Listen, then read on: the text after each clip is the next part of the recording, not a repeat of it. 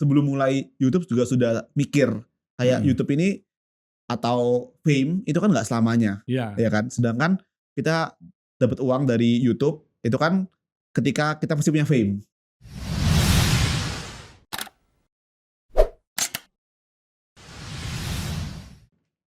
Semangat pagi Sobat Sukses. Yo, Yeay. semangat. Ini hari yang luar biasa ya. True, ini mantap. akhirnya setelah beberapa tahun ini Jerome Pauline si Jabat bisa podcast bersama saya. Mantap. Ini sudah ditunggu-tunggu nih sama Sobat Sukses ya. Mantap. Kan ini masih muda ya, tapi sudah sangat dikenal ya kalau ahli matematika. Nah ini waktu masih kecil ya. Ya. Itu Jerome ini memang sudah suka matematika. Suka, cuma ada fasenya di mana aku nggak suka matematika sebenarnya. Ada fasenya gitu. Iya. Ada fasenya di mana kayak susah banget matematika gitu. Iya. Cuma anak-anak waktu kecil kebanyakan kan memang nggak terlalu suka. Gitu. Karena kan nggak langsung kayak nggak langsung bisa dikerjain gitu kan. Kadang-kadang harus mikir dulu gitu. Iya. Jadi sempet gak suka. Terus suatu hari mamaku itu cerita, kayak bukan cerita, kayak bilang kayak kamu harus mikir matematika itu kayak puzzle. Jadi dulu aku pas kecil suka puzzle kayak labirin gitu loh Kak. Oh iya. Kayak gini kan mikir misalnya, gitu ya. Ya kan mikir kan itu sebenarnya. Kenapa kalau misalnya main game yang mikir itu orang-orang suka? Kenapa matematika gak suka? Ya sebenarnya kan mindset aja. Jadi ganti mindsetnya matematika itu jadi kayak game gitu. Jadi kamu coba satu cara, gagal, coba yang lain caranya sampai ketemu gitu. Akhirnya oh ya coba deh kayak gitu. Akhirnya jadi suka gitu. Oh iya seru ya matematika ini. Jadi kayak begitu suka langsung iya. Semakin ahli. Justru cari soal. Iya. Justru aku cari soal kayak misalnya di sekolah dulu. Ujiannya selesai kayak aduh ngapain lagi ya? Bu minta soal kayak gitu aku. Cepet ya. Itu waktu SMP atau SMA? Waktu SD. Oh SD sudah gitu? SD sudah kayak gitu. Tapi sempat gak suka. Sempet ya gitu. Kalau saudara-saudara juga suka matematika semua atau cuma Jerome? Kakak iya sih, kakak juga suka. Tapi kakak lebih suka fisika daripada matematika. Oke. Jadi memang pelajaran yang paling disuka waktu mulai kecil itu memang matematika akhirnya ya. Waktu SMP, SMA itu tambah menonjol dong. Matematika suka, olahraga juga suka. Jam kos juga suka. Apa itu? Jam kosong. Wah. Kalau itu rasanya disukai semua orang. Olahraga juga suka. Iya. Banyak tapi waktu itu memang ingin untuk sekolah di luar negeri ya? Punya keinginan ya? Ceritanya itu pas SD. SD sudah punya keinginan? Nah SD itu aku sekolahnya di IPH. Itu kan aku dapat beasiswa hampir full karena papaku pendeta. Bukan karena pinter atau bukan karena itu. Karena papaku pendeta. Ya di support gitu ya? Ya itu kan sekolah Kristen toh. Habis itu tapi kocok-kocokku, temen-temenku itu sing kaya-kaya gitu loh. Iya. Ya sing kayak liburan ke luar negeri gitu-gitu toh. Terus suatu hari libur panjang pas balik mereka ngomong kayak seru banget main di Disneyland, Amerika gitu-gitu. Pokoknya Jepang gitu kan. Aku pingin. Tapi gak bisa. Gimana caranya? Soalnya kan aku juga tahu kondisi perekonomian keluarga kayak gimana. Akhirnya aku mikir waktu itu kelas 2 atau kelas 3 SD gitu aku mikir gimana caranya ke luar negeri tapi dibayarin orang beasiswa. Ya udah jadi awalnya ya udah punya tujuan ya. Ya tujuannya berarti harus pelajarannya bagus dong. Benar. Jadi ya sebenarnya tujuan awalnya mau ke Disneyland itu, mau main ke luar negeri, tapi caranya cuma bisa beasiswa toh. Gitu. Itu bukan diarahkan orang tua bukan? Bukan. Itu aku sendiri. Gara-gara mau ke Disneyland itu, mau ke luar negeri. Jadi kan 3 bersaudara ya? Iya, 3 bersaudara. Kakak sama. Yang ke luar negeri you aja? Kakak enggak? Kuliahnya kakak di Bandung waktu itu, ITB. Iya, enggak ke luar negeri. Enggak dapat beasiswa. Iya. Tapi kalau Jerome kan dapat waktu di tahun berapa itu ya? Tahun 2016 waktu lulus 2016. SMA. Jadi lulus SMA langsung yang dipilih juga Jepang. Nah, awalnya mau ke Singapura, Pak. Awalnya ada pilihan? Enggak, kan riset toh beasiswa. Karena S1 tuh jarang. Kalau misalnya untuk full beasiswa gitu. Scholarship-nya jarang. Ngincar Singapura karena temenku ada yang keterima di sana di beasiswa full.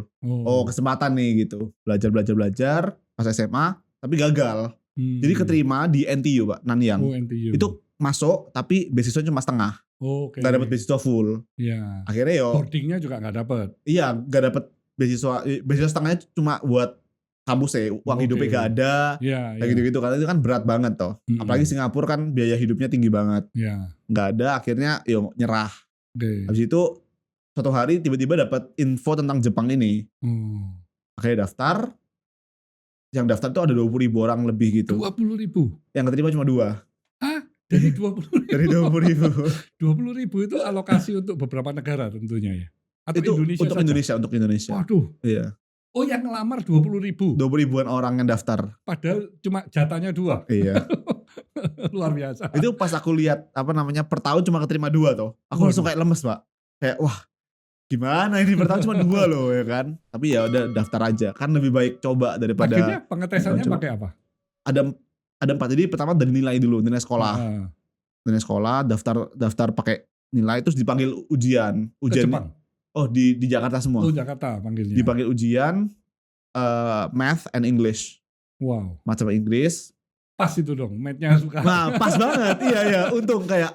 Nah, terus kan saya dulu pas SMA itu olimpiade kan. Maksudnya ngejar olimpiade karena mau beasiswa juga kan. Jadi harus punya prestasi gitu, aku mikirnya. Oh, pernah dapat piala juga? Iya, kayak gitu. Waktu SMA? Waktu SMA. Oh, menang dari kayak lomba-lomba gitu. Lomba untuk matematika? Lomba matematika, sains gitu. Oh, olimpiade kan berarti seluruh dunia itu? Olimpiade ada yang seluruh dunia, ada yang nasional juga. Oh, yang di Indonesia doang. Oh, berarti sering dong menangnya? Ya puji Tuhan lumayan lah. Nah, itu juga mungkin menjadi pertimbangan akhirnya terpilih ya? Iya, di awal-awal. Itu kan berkas dulu. Tapi itu kan harus di ujiannya. Nah, puji Tuhannya itu karena pengalaman di olimpiade itu, jadi pas tes matematika jadi bisa. Ada beberapa pelajaran yang gak dipelajari di sekolah. Tapi dipelajari waktu aku olimpiade. Gitu. Nah, terus yang lucunya itu pas mau ujian itu, kan aku coba search tuh Pak, kayak soal-soal tahun lalu, silabusnya apa nih, materinya apa yang keluar. Nah, itu gak ada. Jadi benar-benar harus siap. Ya kayak gak tahu apa. Bakal apa kayak gitu. Tapi ya untungnya itu ada pengalaman di olimpiade itu yang bikin akhirnya jadi bisa. Habis tes tulis itu tes kesehatan sama tes psikologi. Habis itu tes wawancara. Itu juga semua di Jakarta? Semua di Jakarta waktu itu. Wah, luar biasa. Jadi satunya temennya barengan ya waktu berangkat? Barengan, iya. Berdua. Iya. Dan di Jepang itu full jadi beasiswa. Dibiayai termasuk kehidupannya juga? Kehidupan. Jadi aku ke Jepang gak bawa duit sama sekali. Bener. Kayak semua dikasih. Jadi uang hidup. Lu ada uang saku juga? Uang hidup ya, uang saku. Dan itu bisa nabung Pak. Wow. Bahkan lebih dari cukup. Jadi waktu itu aku di Jepang, aku hemat. Jadi aku masak terus tiap hari. Padahal kan di Indonesia gak bisa masak toh. Makanya di Jepang beli makanan-makanan yang kayak nugget gitu-gitu. Aku mau menghemat. Aku nabung sampai setahun itu. Tinggalnya di boarding sekolah atau? Di sekolah, ya di dorm sekolah, ya dorm sekolah. Itu paling murah soalnya. Sebenarnya kan dikasih pilihan mau tinggal di situ atau di luar. Di luar lebih mahal pasti. Kalau di sekolah kan ya lebih sempit tapi murah gitu. Akhirnya, dan lebih cepat juga belajar bahasa Jepang. Benar. Akhirnya nabung setahun itu. Akhirnya aku cukup uang, aku biayain keluargaku ke Jepang. Wow.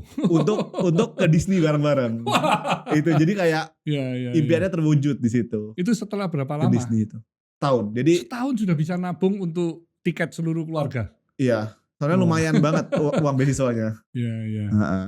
Itu kegembiraan yang luar biasa ya. Bener. Bisa ngajak orang tua semua sama saudara ya. Benar. Dan itu belum YouTube. Belum. Jadi benar-benar masih menghemat-hemat. Dan bisa bahasa Jepangnya selama berapa lama?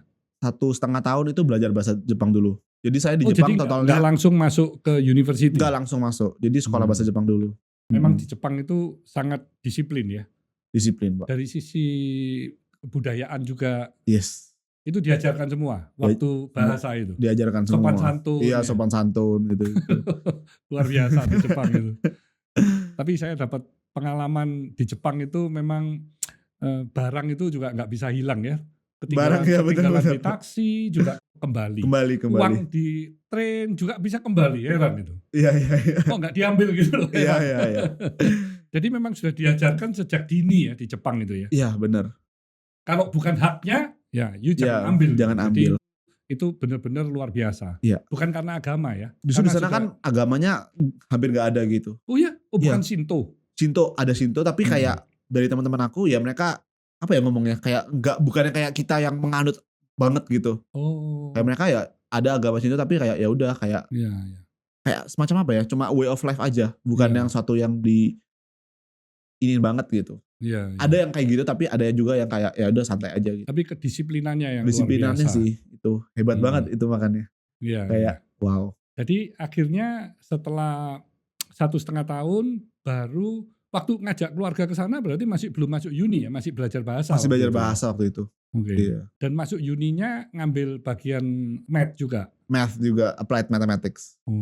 Nah sebenarnya harus tes juga itu. Oh ya. Jadi kan masuk uninya itu kayak harus ngambil kelas bahasa Jepang kan.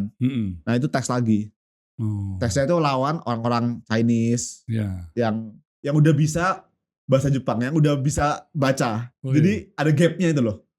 Kita orang Indonesia kan alfabet kan. Iya kan. Kalau bisa bahasa Inggris mungkin lebih bisa gitu. Tapi kalau misalnya bahasa Jepang kan ada kanjinya yang kayak dan kayak itu gitu. aslinya juga dari bahasa Iya, Chinese ya. Chinese. Jadi orang-orang China yang ada di Jepang itu curang.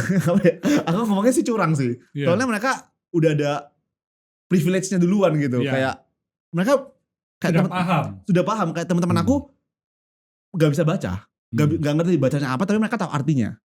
Sedangkan kita gak ada ujian baca. Iya. Gak ada ujian ngomong gitu.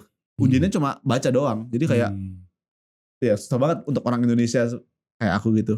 Jadi akhirnya Jerome ini juga ngerti bahasa Chinese sekarang? Chinese gak ngerti. Enggak ya? Jadi kalau lihat diajarin huruf, Chinese dulu baru ke kanji enggak ya? Langsung. Tapi kalau lihat hurufnya sekarang aku kadang-kadang ngerti kira-kira artinya apa gitu. Kalau bahasa Chinese. Karena ada kesamaan ya? Ada kesamaan, banyak yang sama sih. Terus akhirnya aku tes. Aku tesnya sebenarnya 5 universitas. Tapi yang keterima cuma 1. Ya Waseda University itu. 5 itu bisa dapat beasiswa semua? Beasiswa itu kayak dari luar gitu loh, Pak. Jadi kayak dari perusahaan Jepang namanya Mitsui. Gitu. Mitsui. Mitsui, iya. Oke. Mitsui itu akhirnya jadi ya aku harus gak ada hubungannya sama uninya. Iya. Jadi ya beasiswa kan dari luar, dari swasta. Dari perusahaan. Jadi terserah mau masuk mana. Ikatan nanti setelah lulus harus kerja di Mitsui nggak ada. Wah luar biasa nih perusahaannya. Iya. Tapi dia terus berlanjut sampai sekarang. Masih terus berlanjut sampai sekarang. Setiap tahun 2 orang. Oh gitu ya. Setiap tahun 2 orang. Iya akhirnya daftar 5, yang keterima cuma di Waseda. Akhirnya ya Waseda. Oke. Dan waktu sudah mulai kuliah pun Jerome ini juga kapan mulai jadi aktif di YouTube? YouTube itu tahun 2017 akhir. Jadi sebelum masuk uni.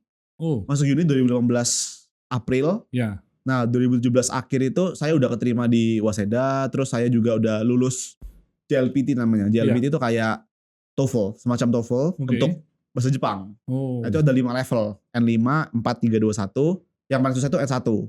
Dan itu jarang orang Indonesia yang bisa dapat N1 itu. Gitu. Nah saya lulus di situ kan. Saya lulus.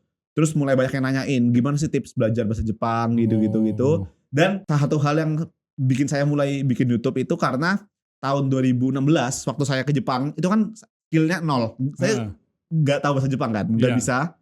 Terus saya coba iseng-iseng search di YouTube, pengen belajar dong. Nah itu belum ada orang yang ngajarin bahasa Jepang waktu itu.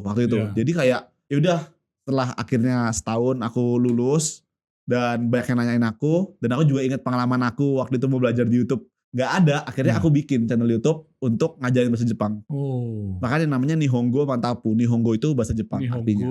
Mantapu. Mantapu apa? Mantap itu mantap. Tapi kalau orang Jepang kan gak ada huruf mati. Gak ada mantap itu gak ada. Jadi pasti Mantapu gitu. Jadi Mantapunya ini bahasa Indonesia. Bahasa Indonesia yang dijepangin gitu.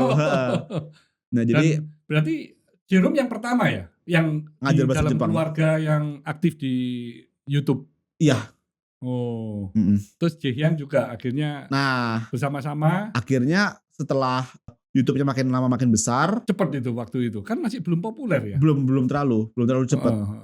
Waktu itu apa nih? Setelah setahun kalau nggak salah. Setelah setahun saya nge YouTube, baru Bang Jaehyun itu jadi manajer. Buat Mantapu. Buat Mantapu Corp itu masih lama. Itu Oh, masih belum. 2021. Oh, masih belum. Masih Jadi belum. masih Masih belum. bantu aja. Masih atau bantu apa? jadi manajer. Manajer. Iya, jadi manajer. Tapi full time gitu. Full Awalnya time. part time, lama-lama makin banyak yang mau kerja sama, terus dia jadi full time di situ. Oke. Nah, mulai dari situ karena udah full time, nah kan orang-orang seperti saya kan banyak, Pak. Yang kayak di luar negeri tapi bikin kontennya marketnya Indonesia gitu kan. Akhirnya mulai ada beberapa talent lain yang di manage juga. Akhirnya makin banyak bikin perusahaan. Oke. Kayak gitu.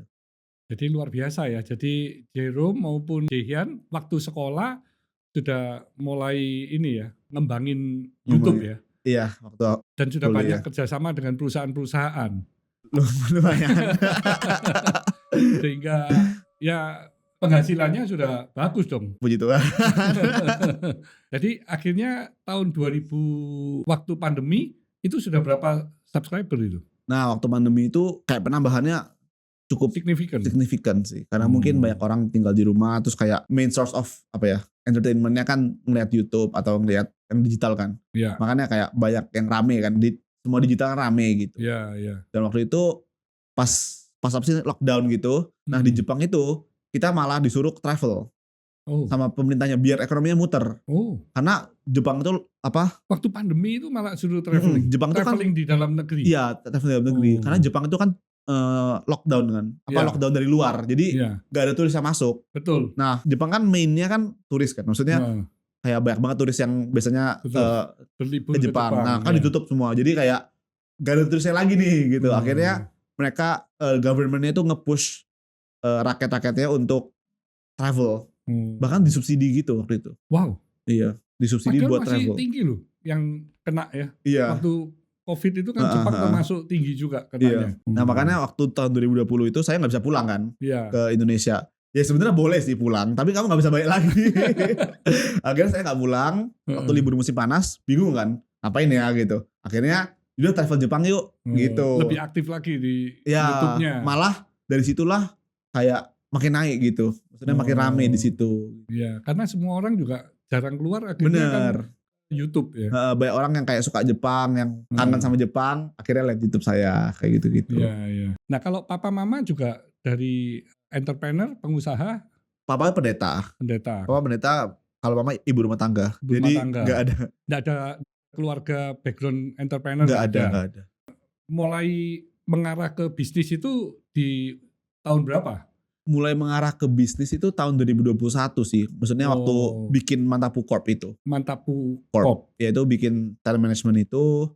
Terus setelah bikin. Itu berarti kerjasamanya kan sama Jaehyun ya? Iya, aku sama Bang Ian. Cuma berdua saja? Berdua aja. Jadi saling melengkapi gitu ya? Saling melengkapi, sampai sekarang ya? Sampai sekarang. Adiknya nggak ikut kan? Belum, masih sekolah. Dari SMA. Nah, tapi setelah di Mantapu itu kan ada juga bisnis menanti ya, apa bikin F&B. Itu kan waktu masih kuliah juga. Waktu masih kuliah juga. Jadi sudah melihat, wah ini better mulai ke bisnis gitu. Nah, sebenarnya kalau saya pribadi, saya tuh sebelum mulai YouTube juga sudah mikir kayak YouTube ini atau fame itu kan nggak selamanya, ya kan. Sedangkan kita dapat uang dari YouTube itu kan ketika kita pasti punya fame, ya kan. Ketika fame-nya menurun atau fame-nya hilang itu udah nggak bisa lagi. Betul. Dimonetize itu kan. Jadi akhirnya harus ada exit plan dong. Nah exit plan itu sebaiknya dibuat ketika masih ada fame-nya kan. Ya jadi supaya nggak telat gitu. Jadi akhirnya kepikirannya ya harus bikin exit plan gitu. Akhirnya ya udah kepikiran buat bikin bisnis sih. Karena sebelumnya kan you cuma mendukung perusahaan-perusahaan saja kan. Ya benar. Itu juga mengenai banyak produk-produk untuk consumer goods juga. Ya consumer goods, bank. Dan you melihat wah itu bagus itu ya. Bagus ya. Setelah you dukung kan ada kenaikan. Jadi bikin produk sendiri. Itu tahun 2000 berapa? 2021. Oh ya tetap setelah Mantapu terus langsung kerjasama untuk launching menanti itu. Kalau menanti duluan malahan. Oh duluan? Menanti duluan. Dan itu boom juga ya? Waktu itu boom ya. Waktu Jerome masih di Jepang berarti? Waktu aku di Jepang. Waktu aku di Jepang. Dan happy dong? Kan pertama buka langsung. Ya happy. Langsung ini ya, ningkat ya? Iya, cuma kayak sadar gitu. Maksudnya kayak bisnis kan gak, bukan pentingnya di awal doang kan. Memang how to maintain itu ya penting. Dan kayak banyak belajar sih dari situ. Betul. kayak how to Karena harus maintain. ada level 1 dilewati, Ya, kedua, ketiga, nah itu true. masih terus. Ya, ya. Perjuangannya kan Sulit guys, bisnis guys. tapi saya lihat kan memang pertumbuhannya sangat cepat ya. Sekarang sudah ada berapa cabangnya? Untuk apa? Menanti? Heeh. Sekitar 200-an. Ya. 200-an ya. Dan itu masih terus bertambah. Sekarang kita hold dulu. Semua franchise atau milik sendiri? Oh, ada beberapa milik sendiri, ada yang berapa persen yang franchise? Franchise-nya mostly. Oh, mostly. Yes. Jadi memang saat ini pun saya lihat juga banyak persaingan dari luar ya yang masuk. Yes, ya. Dan itu kerasa banget. Kerasa. Iya. Yes. Ya itu sih serunya ya dan sulitnya. Ya. Bisnis itu sih saya lihat. Ya, di mana-mana lah ya. Kalau memang gulanya sudah terlihat ya semutnya yang datang pasti banyak. Benar. Dan macam-macam ya bisnisnya itu ya. Ada yang kadang cuma ngejar market share. Dia bukan ngejar profit. Nah, kalau itu berat. Kalau yang dimusuhin ini pas konglomerat ya, yang uangnya nggak ada serinya, terus dia ngejar cuma market share. Oh iya. Kan berarti dia akan burning money untuk dapetin market kan. Bener. Bukan untuk dapetin profit loh. True. Berarti kan dia mau cepet. Ya banting harga. Segala macam dilakukan. Ya bakar duit gitu. Ya, kalau perlu buka di sebelahnya kan. Ya memang begitu ya persaingan ya. Makanya saya lihat di Indonesia hampir semua industri itu kan dikuasai oleh asing. You sebut aja perusahaan di bidang sektor apa. Kan kebanyakan asing yang datang ya.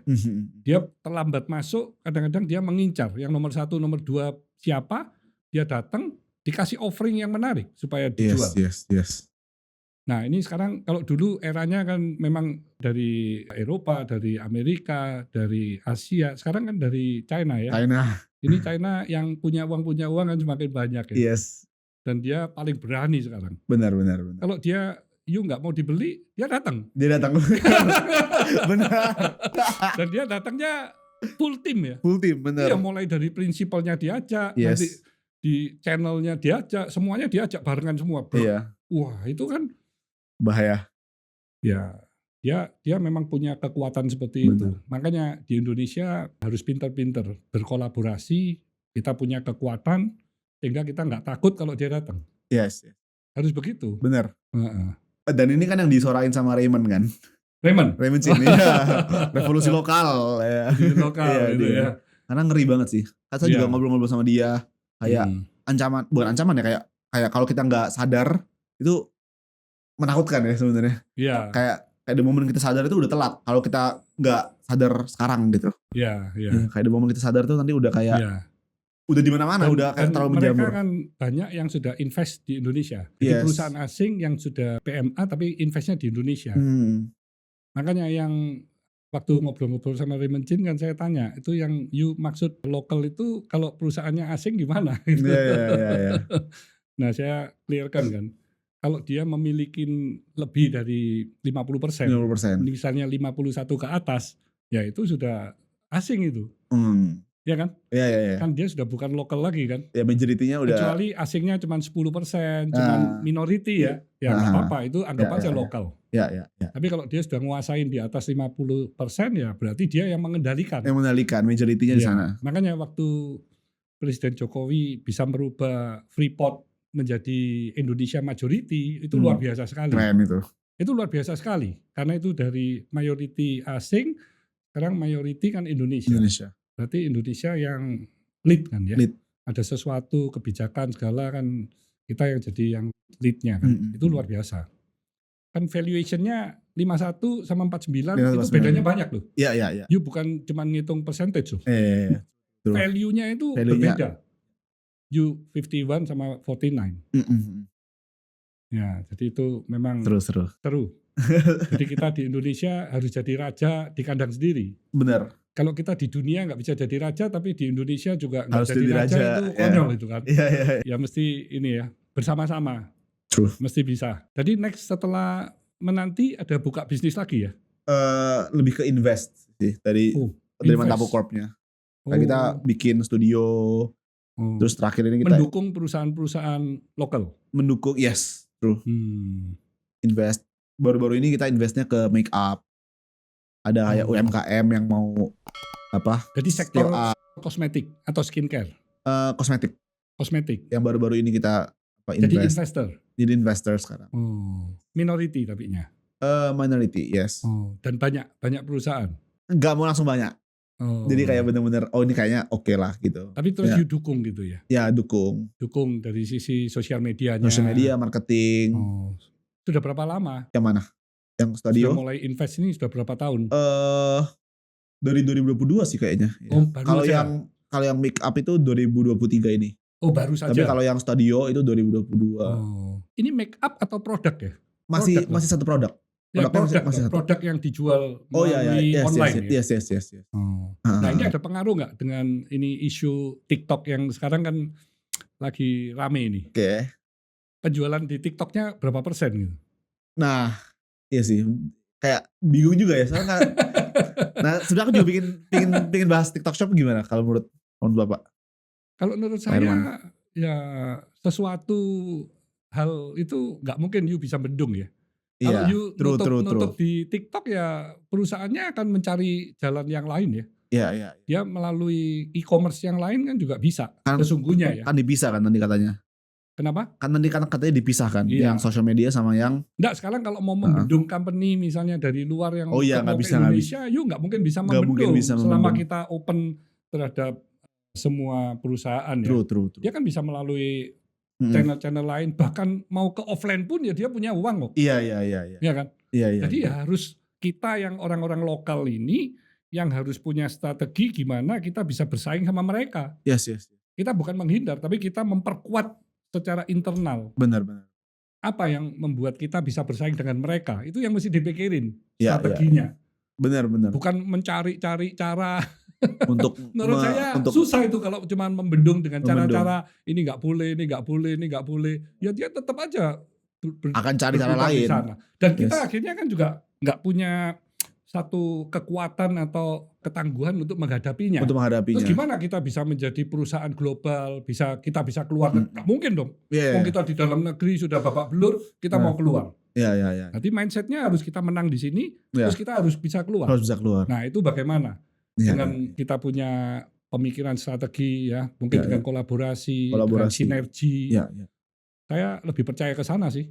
Harus kembali ke diri kita ya supaya bisa bersaing ya. Keren. Ya itu kalau aku skala kecilnya pas aku di Jepang itu sih. Iya. Kayak pas aku daftar tes universitas, ya kan aku nggak mungkin nih ngelarang orang Cina atau Chinese itu buat ikut tesnya, nggak mungkin kan. Iya. Ya udah yang mau nggak mau ya harus aku yang belajar lebih ekstra. Betul. Untuk bisa gitu kan. Iya. Jadi ya, tapi menurut aku pribadi emang manusiawi sih untuk kayak menyalahkan luar, karena maksudnya menyalahkan faktor di luar diri kita tuh lebih mudah gitu. Lebih mudah. Manusiawi banget. Tapi akhirnya kita nggak ada kemajuan, nggak ada improvisasi. Yang akhirnya kita melemah kan. Melemah jadinya gitu. Jadi ya sih sebenarnya kayak aku pribadi belajar dari pengalaman aku kayak untuk lebih fokus ke nyalahin diri aja. Betul. Gitu. Kalau dengan demikian kita jadi naik level up. Betul. Ya kan? Kita kalau menutup kekurangan kita itu jadi weakness dijadikan strength. Benar. Kalau strength-nya dipertajam lagi. True. Kalau luar level segini, aku segini, ya udah aku berusaha untuk naik gitu. Tapi kan ya yang perlu kita sadari kan nggak semua orang bisa naik itu kan. Makanya harus ada kayak kolaborasi atau kayak mungkin dari sisi pemerintah untuk bantu atau kayak gimana. Nah itu susah itu. Kalau pemerintah dimintai bantuan itu. Dia tidak mempersulit aja sudah kita harus bersyukur ya. Loh, yuk bayangin itu, Avian itu dari UMKM. Kita cuma 18 karyawan. Kan musuhnya juga semua perusahaan asing di Indonesia yang nomor 1, 2, 3. Semua kan besar-besar ya. Tapi kita dari UMKM bisa terus bertumbuh. Setelah 40 tahun, kita menjadi perusahaan cat dekoratif yang terbesar di Indonesia. Nah itu kan bisa kita buktikan kalau bisa gitu. Bisa. Padahal dulu waktu awal perusahaan beli satu sak aja harus kontan itu. Nggak dipercaya kita, perusahaan kecil UMKM kan nggak dipercaya. Kan sulit, harganya mahal, nggak dipercaya. Tapi bisa terus bertumbuh dengan konsisten ya. Kita hadapi segala permasalahan. Dulu satu sak, sekarang kalau beli mungkin sudah puluhan kontainer kan sekali beli. Bedanya bumi langit. Kalau sekarang kan semakin kuat. Makanya saya, kalau ada dari perusahaan dari seluruh dunia, dari manapun, Kalau ke Indonesia ya kita pasti bisa untuk melawan. Karena kan sudah dari hulu ke hilir kan. Dari hulu ke hilir. Kita sudah perkuat semua kan.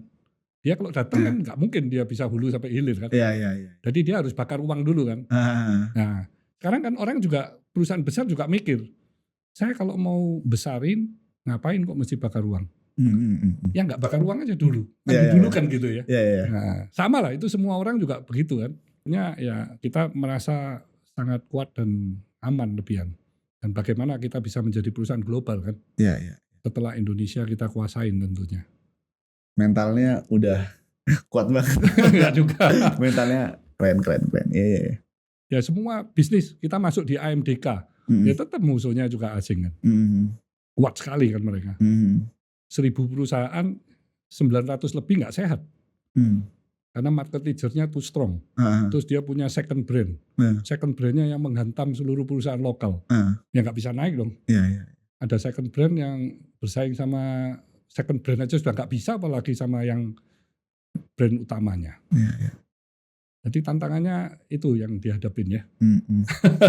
Tapi Benar. ini Jerome kan masih muda. Pinter lagi. Jadi matematik ini kalau di dalam dunia bisnis apa korelasinya?